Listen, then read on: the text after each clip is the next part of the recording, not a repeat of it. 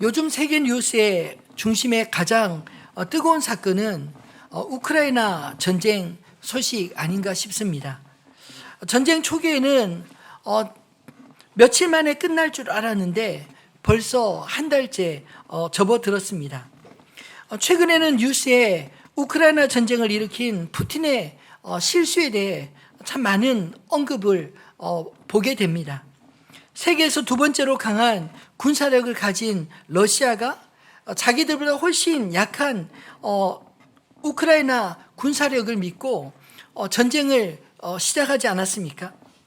그럼에도 불구하고 이 막강한 러시아 군사의 사망자가 벌써 7천 명에서 10,000명 이상에 달하고 또 러시아가 그토록 자랑하던 탱크와 비행기의 수도 없이 파괴되었다는 소식을 듣고 있습니다.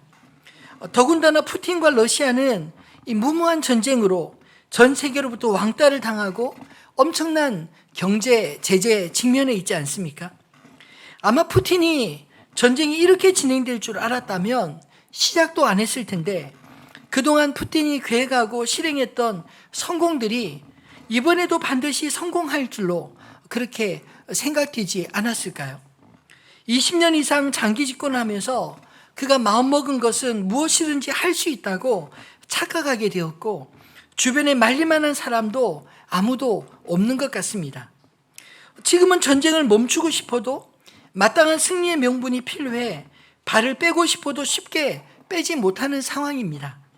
어떻게 해서라도 자기의 목표를 달성하기 위해 이제는 민간인들을 희생시키고 도시를 무차별 파괴하는 비인도적인 방법도 서슴지 않고 있어 더더욱 세계인들의 미움과 비난을 받고 있습니다.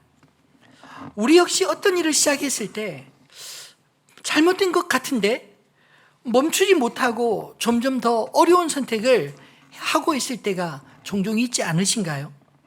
대부분 그런 실수는 실패의 경험이 많은 사람보다 오히려 성공의 경험이 많은 사람들의 경우가 있습니다.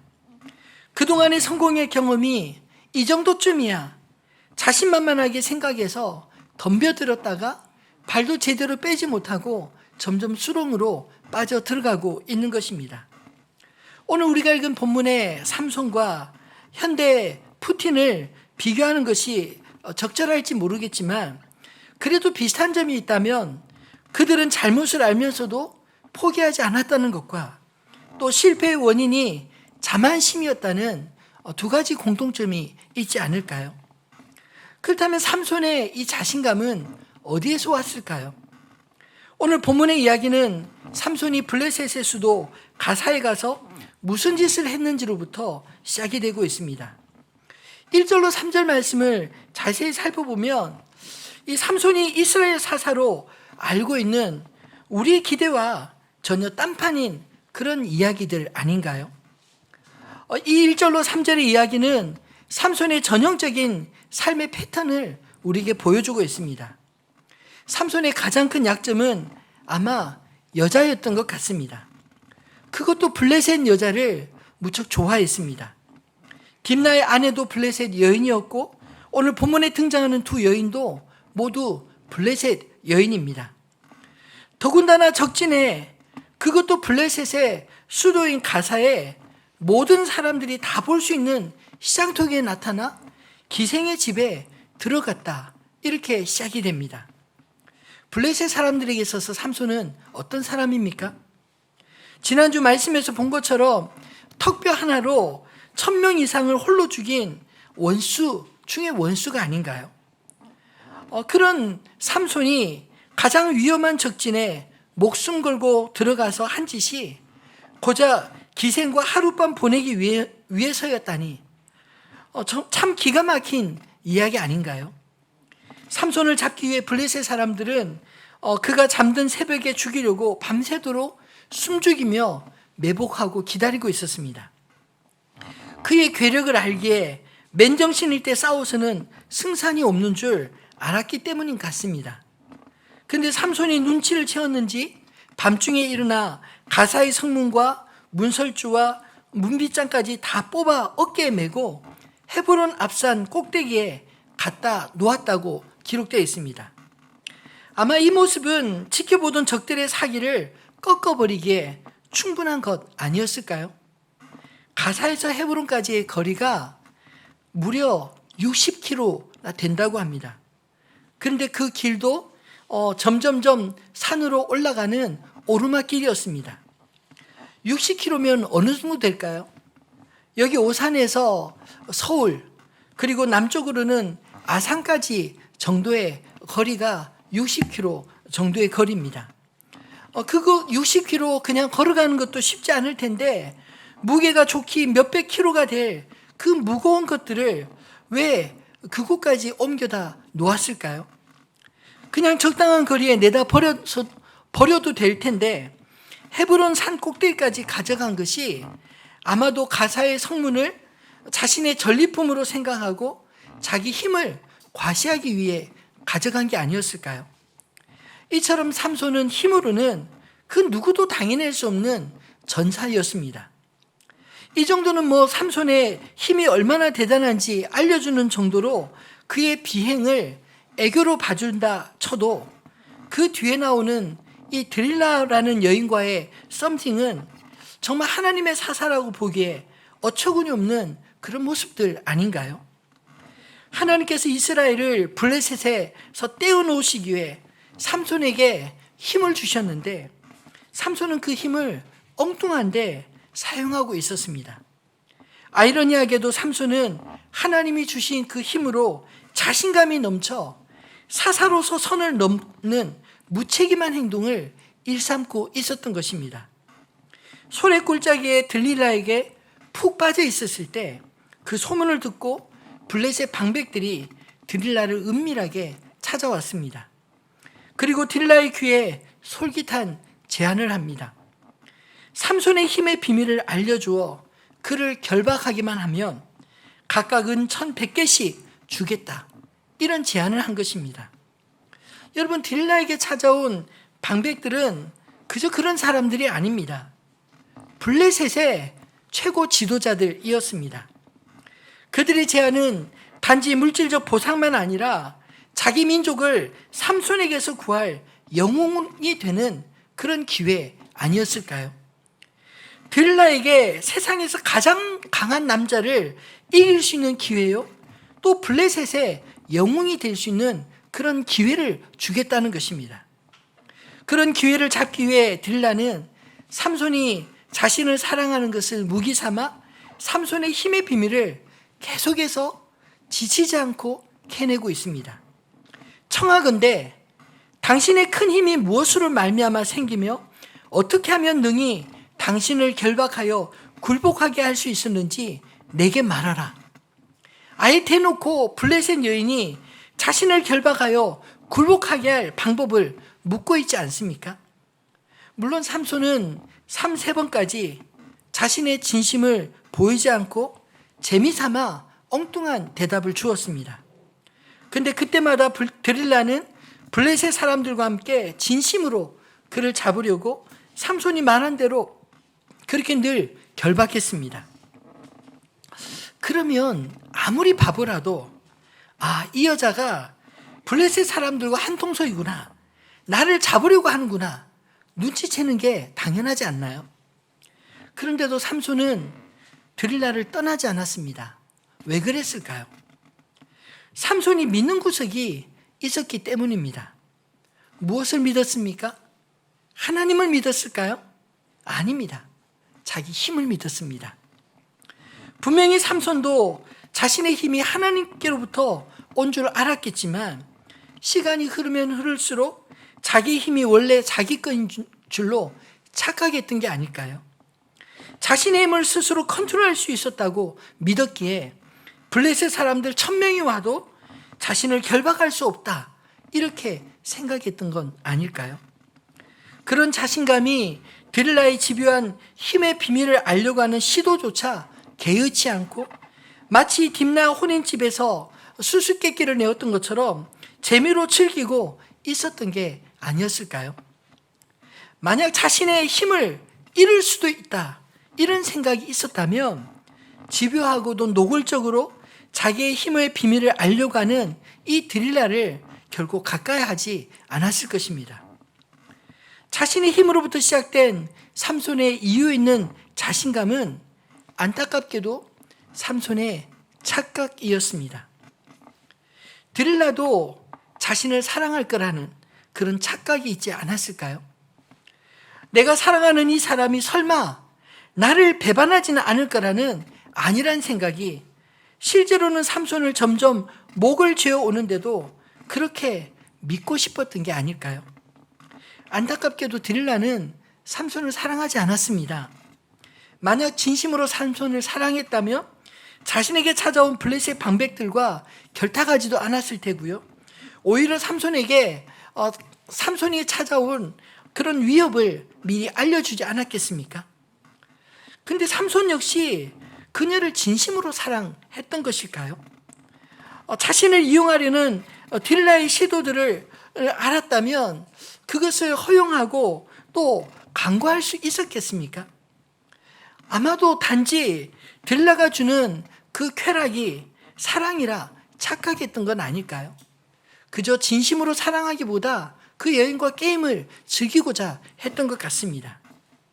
설사 들릴라가 자신을 배반한다고 해도 얼마든지 그 속에서 빠져나올 수 있는 힘이 자신에게 있었다고 생각한 것도 역시 그의 착각이었습니다. 3번씩이나 자신의 힘의 비밀을 캐내려 할 뿐 아니라 번번이 자신의 거짓말대로 결박하는 들릴라라면 4번째 역시 자신의 머리카락이 밀리고 결박당하게 되리라는 건 정말 몰랐을까요?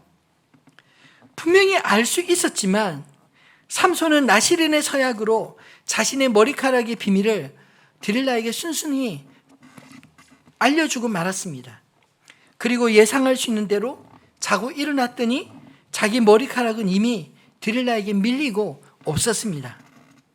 19절로 20절 말씀을 보면 머리 밀린 삼손의 형편을 이렇게 기록하고 있습니다. 한번 같이 읽어볼까요? 19절 20절입니다. 들릴라가 삼손에게 자기 무릎을 베고 자게 하고 사람을 불러 그의 머리털 7가닥을 밀고 괴롭게 하여 본즉 그의 힘이 없어졌더라. 들릴라가 이르되 삼손이여 블레셋 사람이 당신에게 들이닥쳤느니라 하니 삼손이 잠을 깨어 이르기를 내가 전과 같이 나가서 몸을 떨치리라 하였으나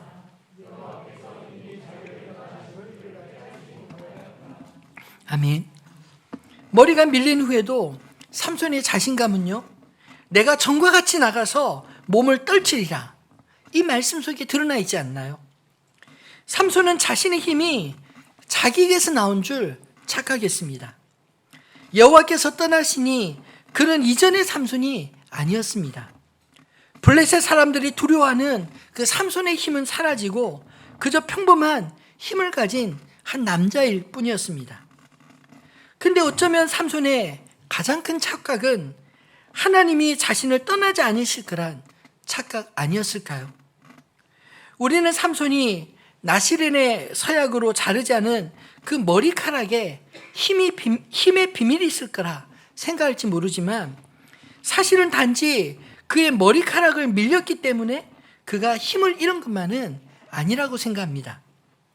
이미 다른 나시린의 서약들을 그는 다 어기고 살지 않았습니까?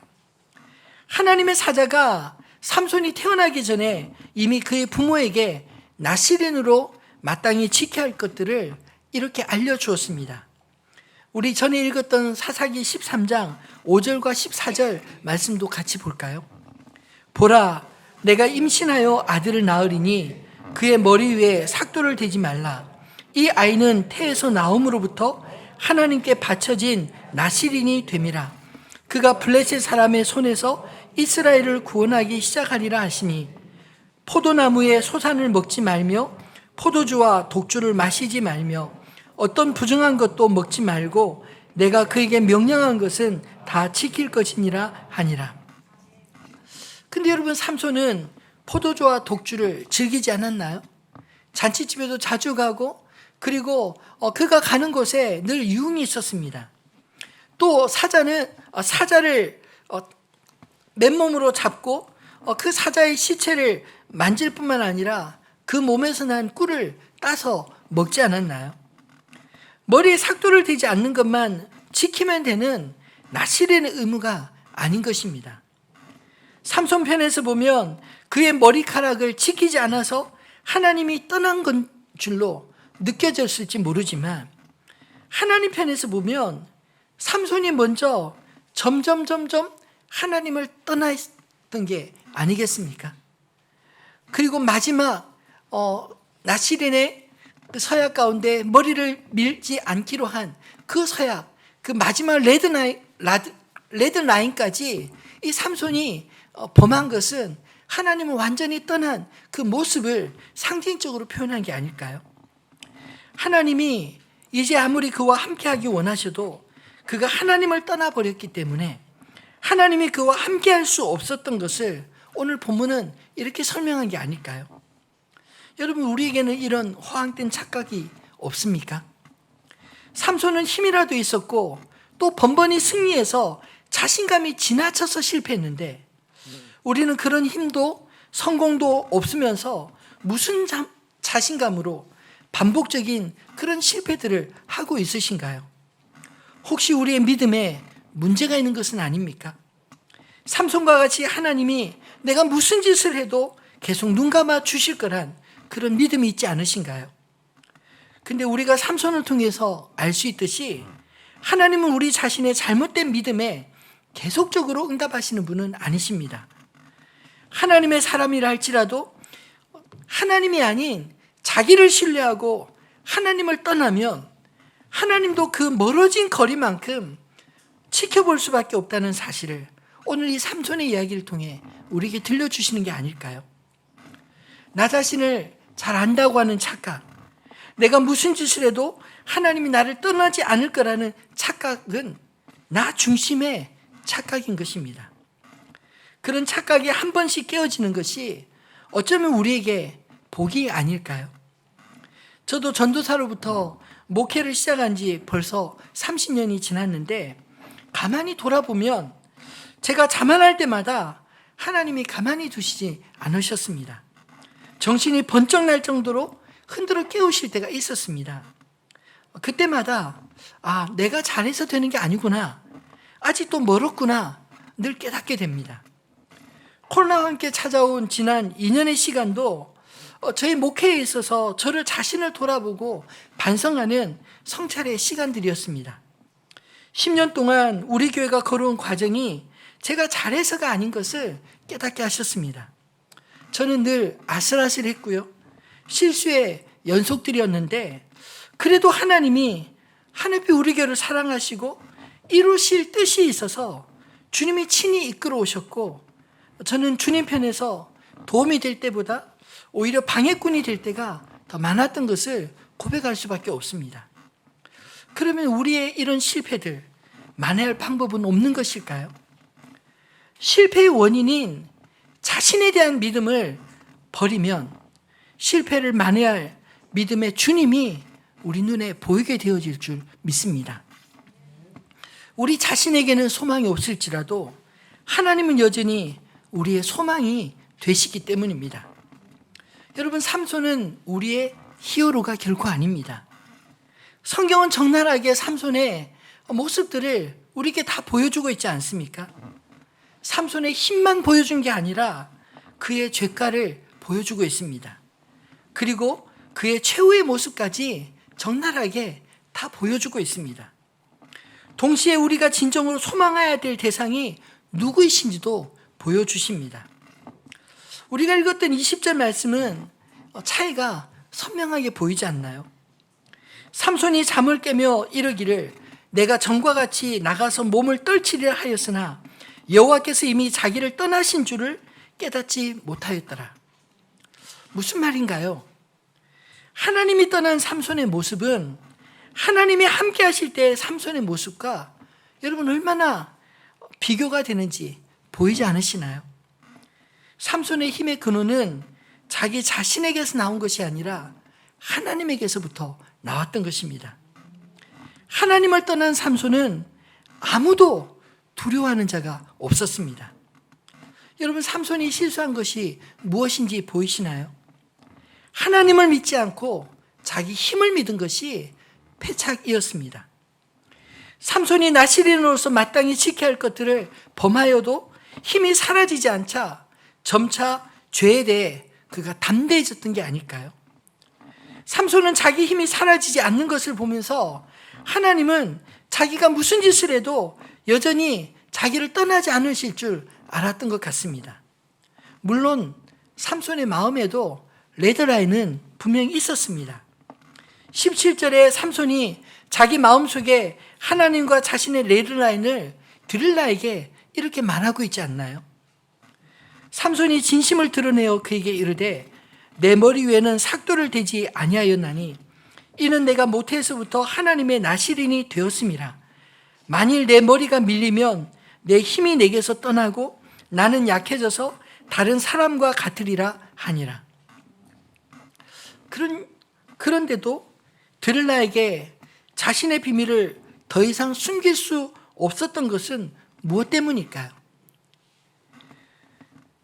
하나님이 자신을 떠나는 것보다 드릴라가 자신을 떠날까 더 두려워했던 이유가 아니었을까요? 결정적인 선택의 순간 삼손은 나시렌의 서약을 버리고 하나님을 떠나 드릴라를 선택한 것입니다. 그 결과는 너무나 참혹했습니다. 자기가 말한 대로 머리가 밀리자 삼손의 힘은 그에게서 떠나고 말았고 힘이 약해져서 다른 사람같이 되고 말았습니다. 그런데도 잠에 깨어 하나님이 자신을 떠난 줄도 모르고 힘을 써보려 했지만 허사 아니었습니까? 결국 두 눈이 뽑히고 약해진 몸으로 감옥에 갇혀 짐승처럼 맷돌 돌리는 그런 신세가 되고 말았습니다. 여러분, 그래도 되는 죄는 없다는 것을 기억하시기 바랍니다. 하나의 죄를 용납하면 또 하나를 용납하기는 더 쉬워집니다. 그렇게 반복적으로 죄를 용납하다 보면 죄에 무뎌지고 하나님과 멀어지고 결국 자신이 하나님을 떠나 나타날 결과들이 마치 하나님이 자신을 떠나서 그런 것처럼 느끼게 되고 마는 게 아닐까요? 많은 경우에 우리가 감당치 못할 어려움들 만나면 하나님을 원망부터 하지 않나요? 내가 하나님을 떠나서 생겨진 원인인 줄도 모르고 오히려 하나님 왜 나를 이렇게 하십니까? 이렇게 하나님 탓할 때가 많이 있지 않습니까? 사실 오늘 본문의 내용이 그런 모습이 아닐까요?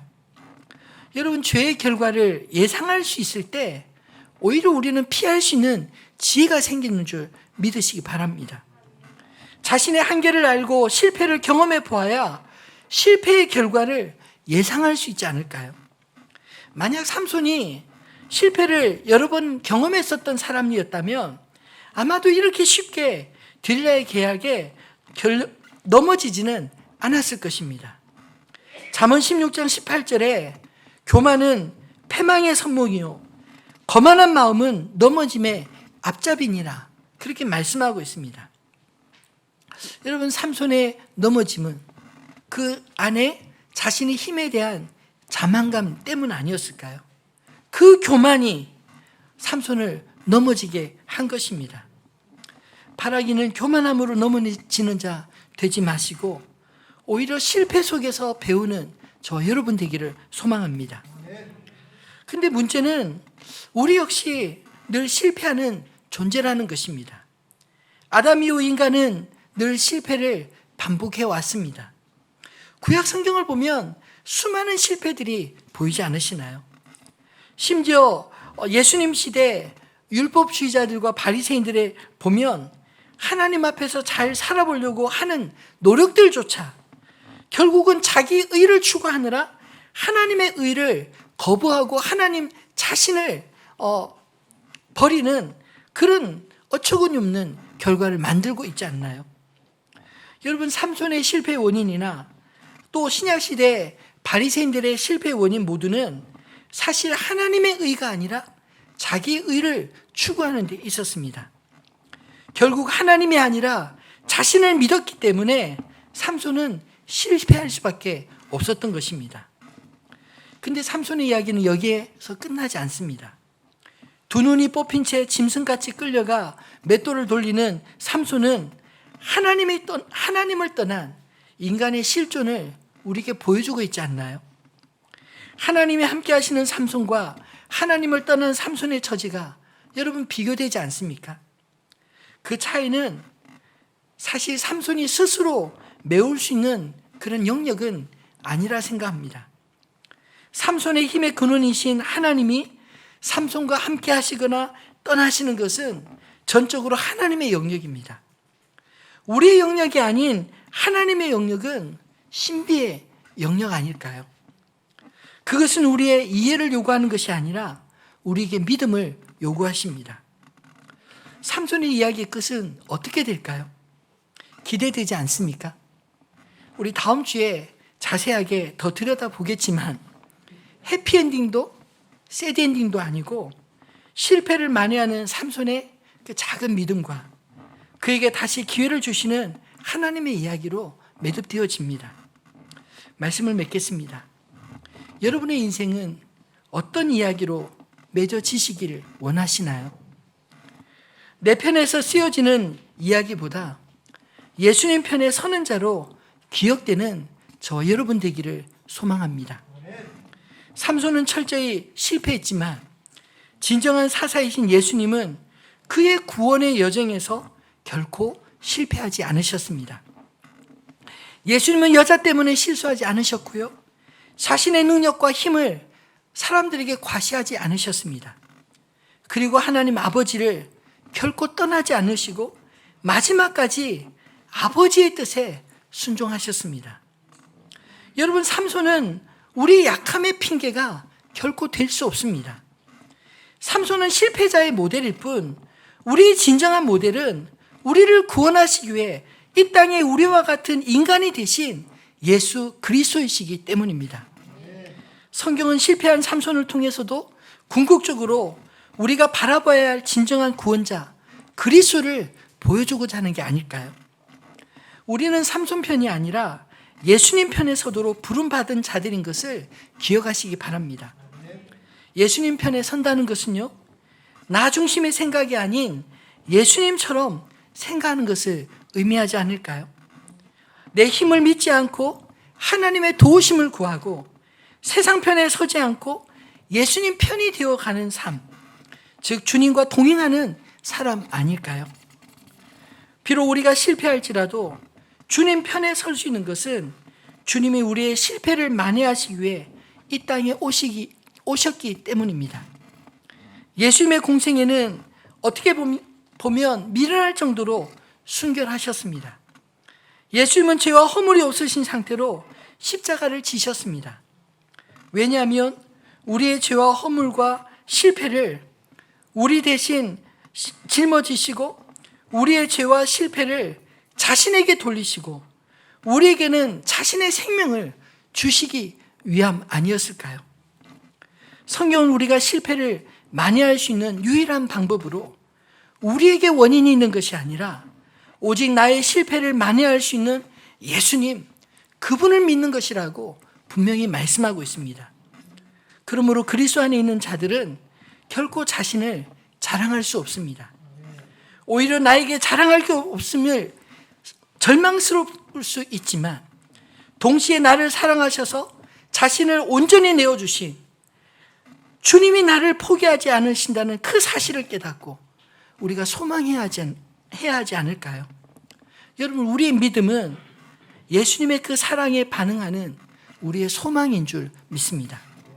그 소망은 성공한 삼손에게서 나오는 것이 아니라 오히려 실패하고 망가진 삼손까지도 끝까지 포기하지 않으시는 우리 주님에게 있었습니다.